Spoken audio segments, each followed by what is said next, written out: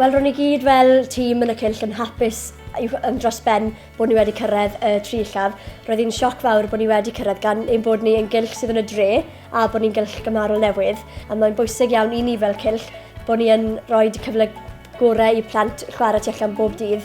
Da ni'n deulu sy'n trio byw yn eitha gwybodol. Felly mae'r ffaith bod fan hyn y cylch meithrin cyntaf di-blastig yng Nghymru. Oedd hwnna'n rhywbeth nath atynnu ni. Mae'n dda gwybod bod plant yn tyfu fyny efo'r ethos yna. A wedyn mae'r adnoddau tu allan i gyd wedi cael ei wneud allan o bren, neu maen nhw'n adnoddau naturiol fel cerrig neu briger mwyn cyfri. They have a fantastic outdoor play area where they can run around. The sensory environments, playing with sand, generally singing, dancing.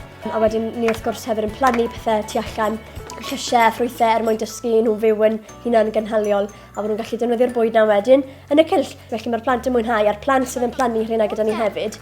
Mae gyda ni bin lle mae'r dŵr glaw yn gallu mynd mewn iddo fo, a mae'r plant yn gallu defnyddio'r dŵr yna wedyn wrth chwarae yn y steision dŵr a hefyd compostio pan nhw'n cael ffrwythau. Ni wedi bod ar amrywodaethau. Mae gyda ni ardal y cronlynnoedd ddim yn bell o fan hyn. Mae yna 2 lun yna, ond hefyd mae'r plant yn gallu gweld nifer o adar a anifeiliaid byw a gweld gwahanol bethau sydd yn tyfu o amgylch a blodau a coed. Fi'n credu'n bwysig mai nid tywydd anaddas yw e, ond dillad anaddas. I think this Kilch Maithrin is absolutely fantastic.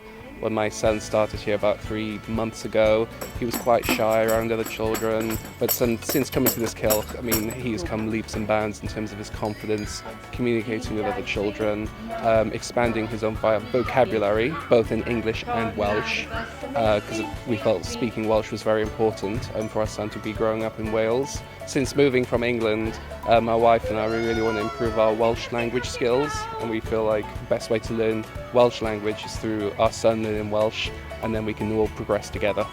Mae gweld plant yn mwynhau yn boddhad mawr iawn i ni, a nid yw'r un o'r diwrnod yr un peth yn y cylch. Mae pob diwrnod yn wahanol, a ni'n gwneud gweithgareddau gwahanol, gweithgareddau amrywiol, a dysgu nifer o sgiliau bydd yn gyda'r plant am weddill ei oes.